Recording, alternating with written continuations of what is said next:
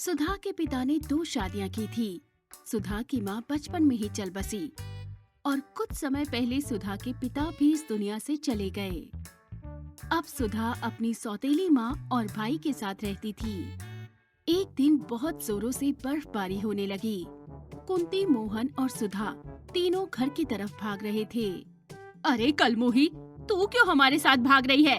तू यहीं रह जा ठंड में। जहाँ जाती है बुरा ही होता है। ये सब सुनकर सुधा बहुत दुखी हो जाती है।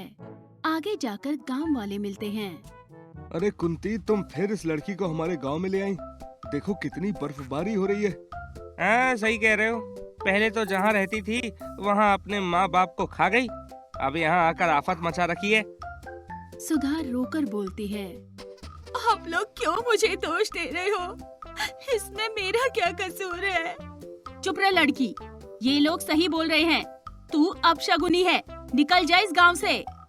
हाँ हाँ, निकल जाओ यहाँ से। बेचारी सुधा रोते रोते वहाँ एक जंगल में पहुँच जाती है। वहाँ एक लकड़हारा लकड़ी काट रहा था। अरे बेटा, तुम इस जंगल में कैसे पहुँच गई? चाचा, मेरा कोई नहीं है इस दुनिया में। मुझे रहने के लिए जगह चाहिए।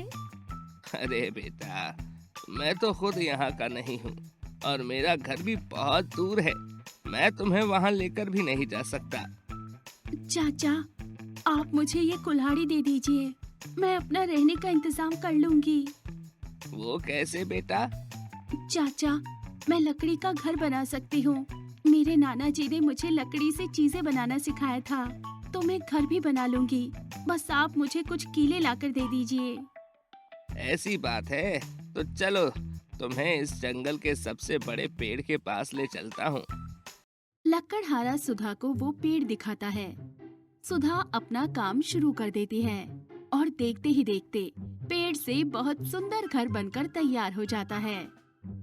चाचा, आपका बहुत बहुत शुक्रिया। आपकी मदद से मैंने अपना घर बना लिया। ये वाकई बहुत सुंदर घर लग रहा है।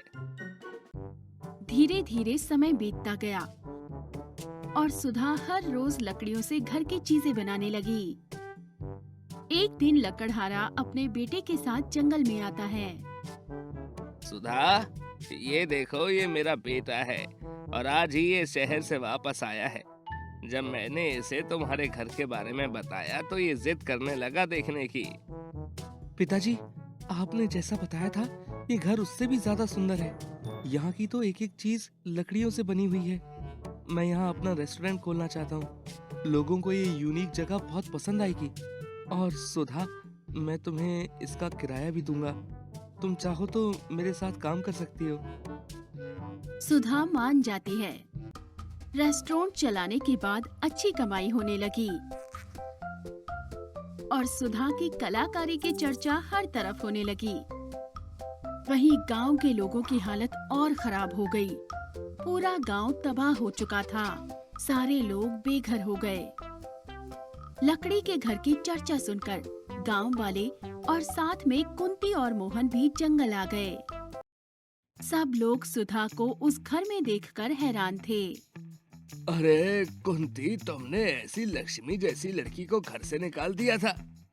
मैंने तो आप लोगों की वजह से इसे गांव से भी निकाल दिया। मुझे माफ कर दे बेटी।